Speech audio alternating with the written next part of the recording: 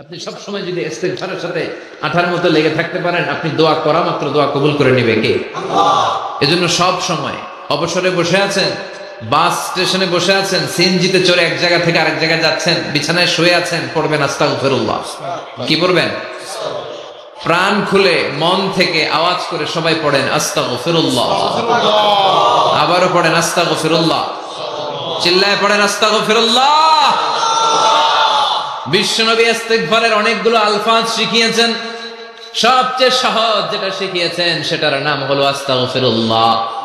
বিশ্বনবী জামাতে সালাত শেষে সালাম ফিরিয়ে আওয়াজ করে পড়তেন আল্লাহু আকবার, তারপরে 3 বার পড়তেন আস্তাগফিরুল্লাহ আস্তাগফিরুল্লাহ আস্তাগফিরুল্লাহ। পড়ার দরকার আছে না নাই?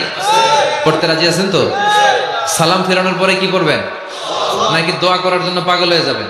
আল্লাহুম্মা আমিন ইয়া আরহামার রাহিমিন আছে না নাই?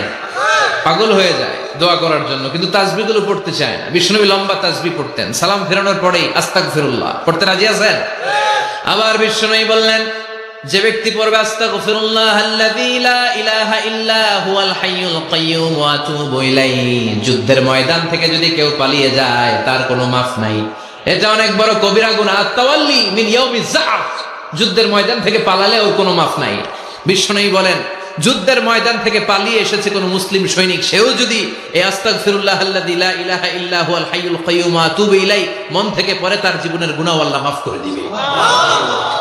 আবার সাইয়েদনা আবু বকর সহিহ বুখারীর বর্ণনা, বিশ্বনবীরে বললেন, ইয়া রাসূলুল্লাহ আল্লিমনি দুআআন আদউ বিহি ফি সালাতি। ও নবী, আপনি আমারে এমন একটা দোয়া শিক্ষা দেন যেই দোয়াটা আমি নামাজের মধ্যে করব।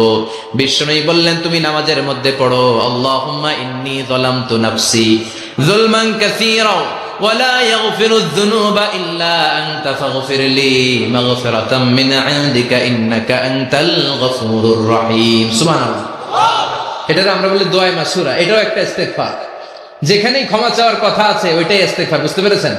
আল্লাহুম্মা ইন্নী যালামতু নাফসি, ও আল্লাহ অনেক জুলুম করেছি, যুলমান কাসীরা, জুলুমের শেষ নাই। ওয়া লা ইয়াগফিরুয যুনুবা ইল্লা আনতা, আপনি ছাড়া এই জুলুম আর পাপ ক্ষমা করার কেউ নাই।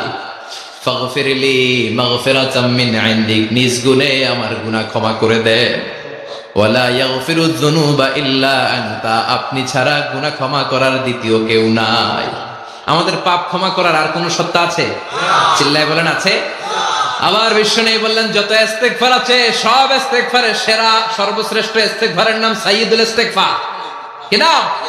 সহিহ বুখারীর বর্ণনা, শাদ্দাদ ইবনে আউস রাদিয়াল্লাহু তাআলা আনহু বর্ণনা করে বলেন, কেউ যদি দিনের বেলা একবার সাইয়্যিদুল ইস্তেগফার পড়ে, ওই দিন যদি লোকটার মৃত্যু হয়ে যায়, মুহূর্তের মধ্যে লোকটারে জান্নাতি ঘোষণা দিয়ে দিবে কে? আল্লাহ।